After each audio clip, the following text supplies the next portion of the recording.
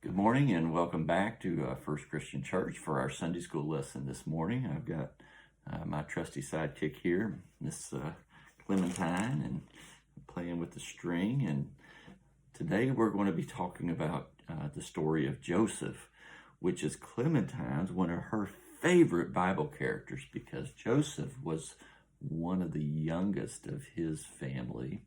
Just like Clementine is. We've got 5 cats here, and Clementine is the youngest of those 5.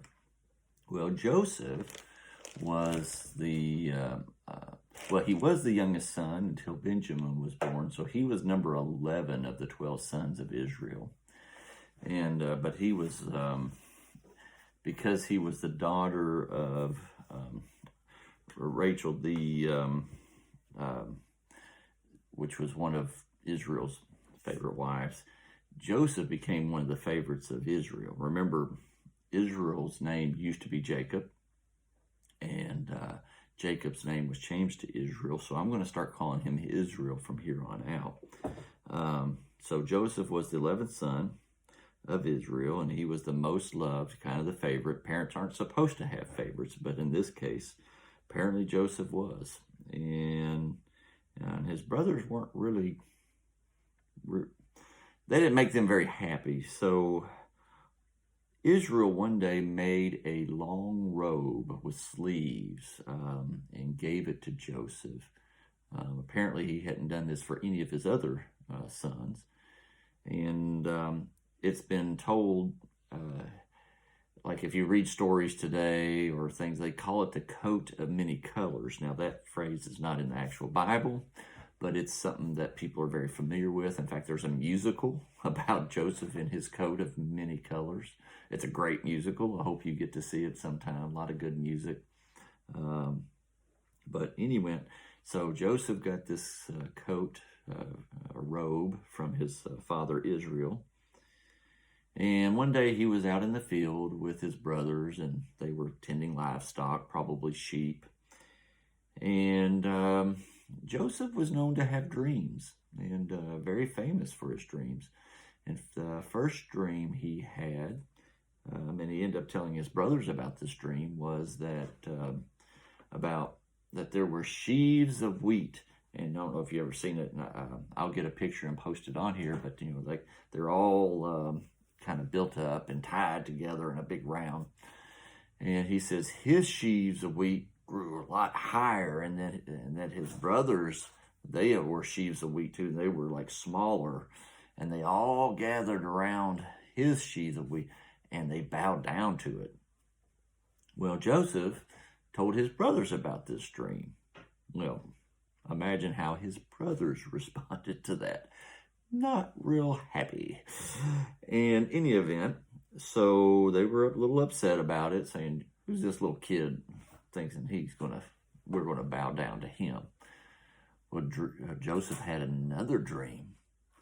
He dreamed that he was a star, and that there were 11 other stars, which represented his brothers, I suppose, that gathered around him, and the moon and the sun also gathered around him, and they all bowed down to his star.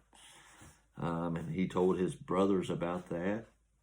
Again, they were not real happy. He also told his dad about it, Israel. And Israel's like, "You shouldn't say those things. You think I'm going to bow down to you? I don't think so." So he rebuked him. Well, anyway, but time went on. His father moved on from it. And his brothers were out tending to the livestock. They had moved on to a different area because, there wasn't a lot of grass in that area. So you had to go far distances if you wanted your livestock to eat. So the brothers had taken the livestock away quite a bit. In Israel, I guess Joseph was hanging around the house. He's about 17 years old now. And Israel told Joseph, "Why don't you go check on your brothers?" So he sent him away to go check on his brothers. And he went to one city that they were supposed to be, but that townsperson told him no, they had moved on to, he went to Shechem, and then they told him he'd moved on to Dothan. And so he went towards Dothan, and I'll show you a map of where Shechem and Dothan are in Canaan. And so you'll kind of have an idea. And again, this is in modern day Israel, the country, not the person. This land is where we're showing you now.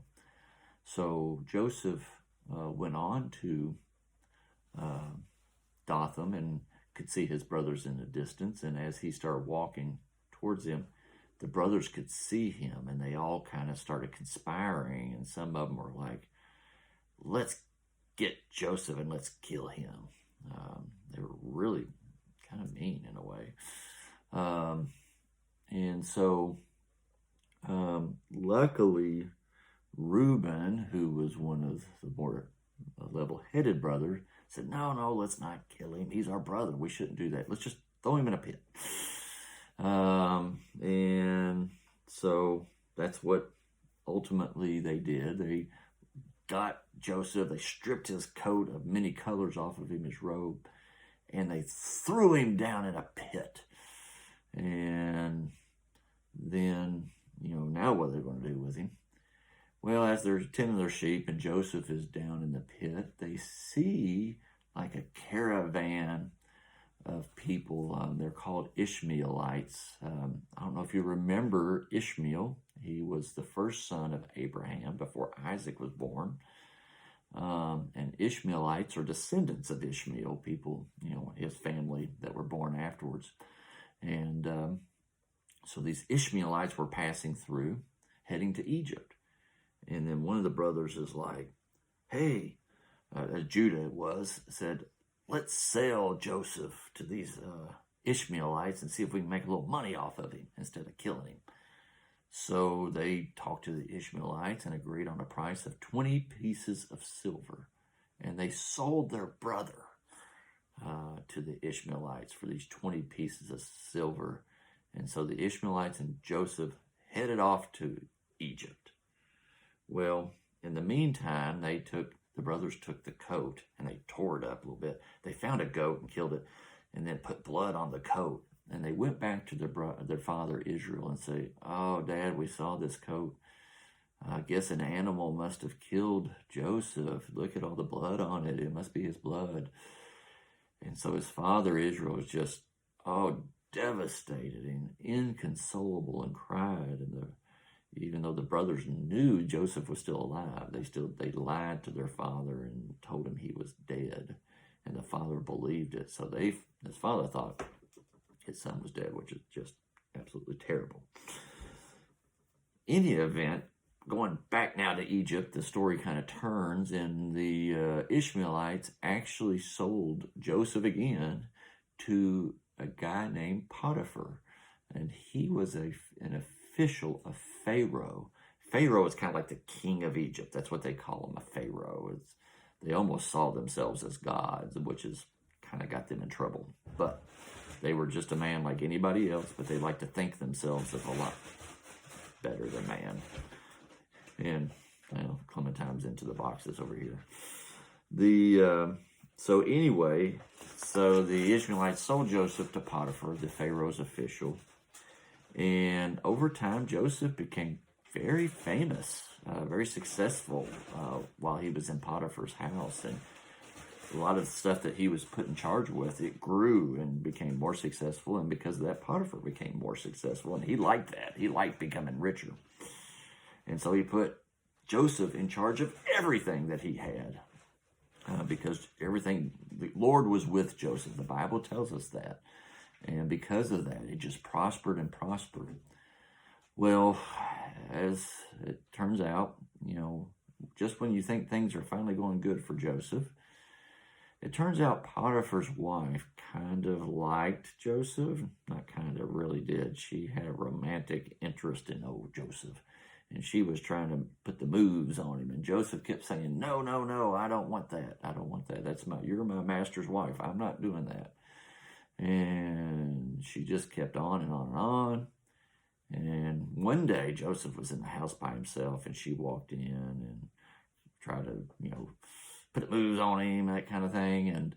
And she like grabbed his robe, a different robe, not the one of many colors, because that was back with the father in Israel. It was a different one, and Joseph just ran and left the robe, I guess, in her hand and took off.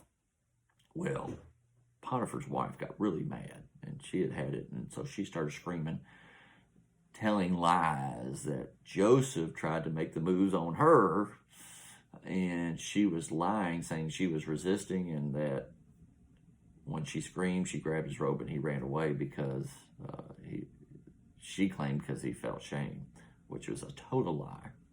Well, anyway, Potiphar's wife, or husband, Potiphar came home, and his wife told her the story, and unfortunately, Potiphar believed her, not Joseph, and ultimately threw Joseph in jail because of it.